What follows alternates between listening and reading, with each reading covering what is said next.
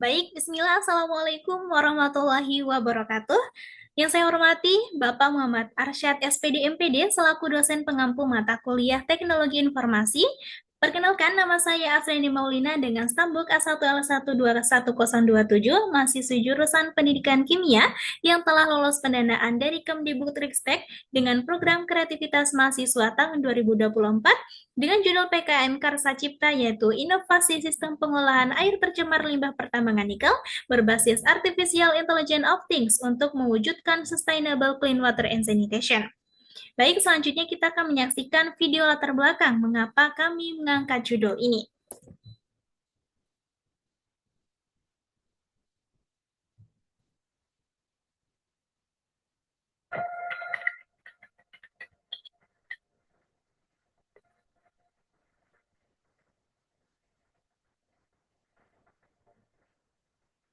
Sulawesi Tenggara merupakan salah satu daerah yang memiliki sumber daya nikel terbanyak di Indonesia.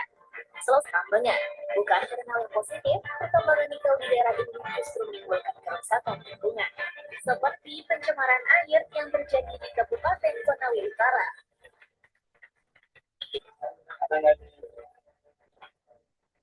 Sebenarnya di kebutuhan masyarakat di sini tidak pernah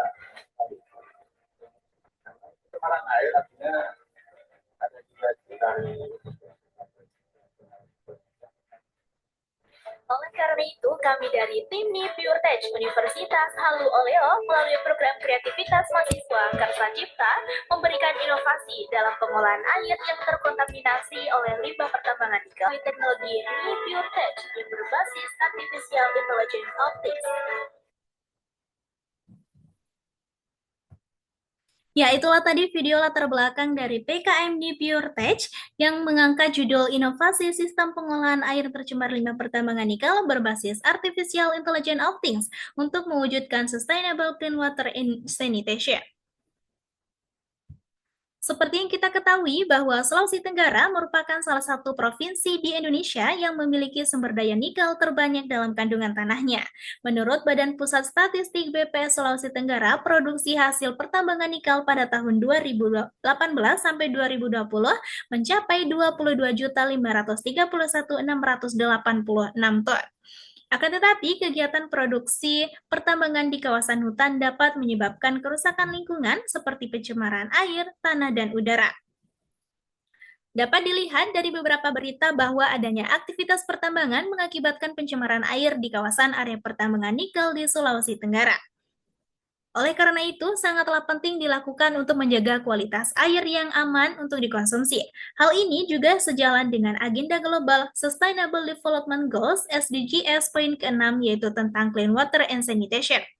Nah, apabila air yang terkontaminasi nikel dikonsumsi, maka akan dapat menimbulkan berbagai macam efek samping pada kesehatan manusia, seperti alergi, penyakit kardiovaskular dan ginjal, fibrosis paru-paru, dan kanker hidung. Penelitian terdahulu juga telah dilakukan oleh Marwan yang mengembangkan alat sistem pengolahan air limbah berkelanjutan berbasis IoT yang memberikan dua keluaran sekaligus yaitu air bersih dan energi listrik.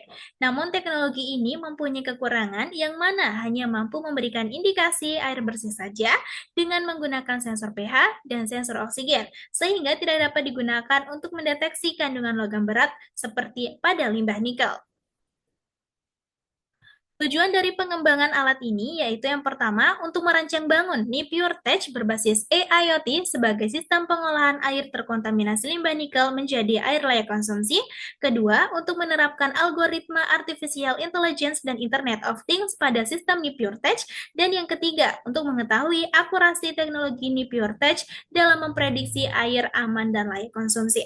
Adapun target luaran yang pertama yaitu laporan kemajuan, laporan akhir, produk fungsional Nipure Tech, dan akun media sosial, serta artikel ilmiah. Adapun tahapan pelaksanaan, yaitu yang pertama, terdiri dari pengumpulan data, sekunder, kemudian pembuatan desain teknis, pengajuan, evaluasi dan analisis, serta publikasi dan pelaporan. Baik, selanjutnya mari kita lihat video progres alat Nipure Tech.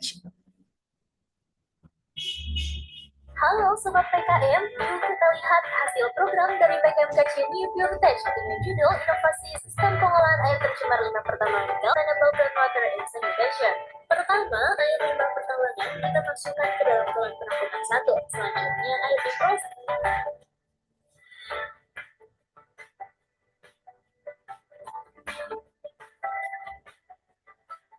Semua proses dalam pengolahan air alat New Pure Tech dapat dikontrol melalui smartphone.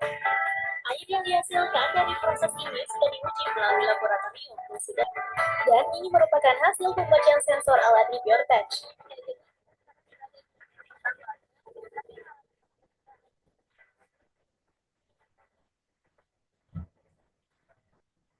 Alat kami yang intelektual berupa buku panduan penggunaan alat New Pure Tech.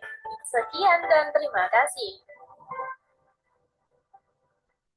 Pada blok diagram sistem kerja alat New Pure Tech, yang pertama adalah proses filtrasi menggunakan cartridge filter untuk menghilangkan partikel besar dan kontaminan. Setelah itu, air yang sudah difilter akan diukur dengan menggunakan beberapa sensor, yaitu sensor pH, sensor TDS, sensor turbidity, dan sensor conductivity. Data-data dari sensor ini kemudian dikirim menggunakan modul microcontroller ESP32 yang berfungsi sebagai proses komputasi, pertukaran data, dan menyediakan konektivitas internet melalui access point, agar dapat terhubung melalui Blink IoT. Berikut adalah tampilan interface Blink IoT yang digunakan pada sistem kami yang berfungsi untuk memonitor kondisi air secara real-time, mengontrol operasi pompa, dan menyimpan data pengujian. Dalam New Pure Tech, sistem yang kami gunakan yaitu fuzzy logic yang terdiri dari 3 tahapan, yaitu yang pertama fusification, knowledge rules, dan defusification. Pada knowledge membership function serta 34 rules metode fuzzy logic ini yang memungkinkan sistem menangani data yang tidak pasti serta membuat keputusan lebih cerdas dan adaptif. Menurut Peraturan Menteri Kesehatan Nomor 492/Menkes/4/2010 tentang kualitas air minum, parameter tersebut adalah total dissolved solid, kekeruhan, pH, arsen, nikel, besi, mangan, timbal, dan tembaga.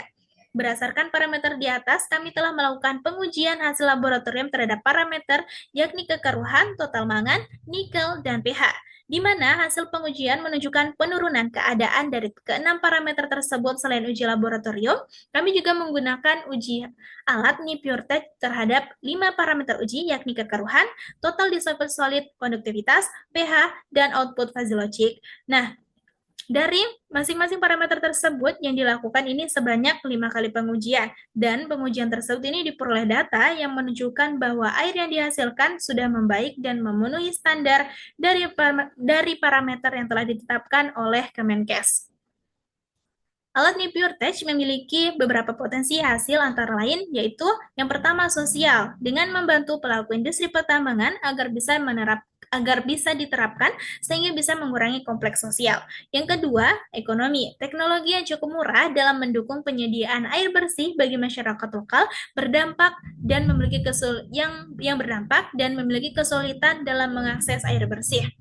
Yang ketiga, pendidikan, seperti materi pembelajaran Internet of Things dan wawasan kemaritiman. Dan yang keempat, membantu dalam upaya mendukung percepatan SDGs poin ke-6, yaitu Clean Water and Sustainable Clean Water and Sanitation. Baik, itulah presentasi dari saya. Wabillahi taufiq wal hidayah. Wassalamualaikum warahmatullahi wabarakatuh.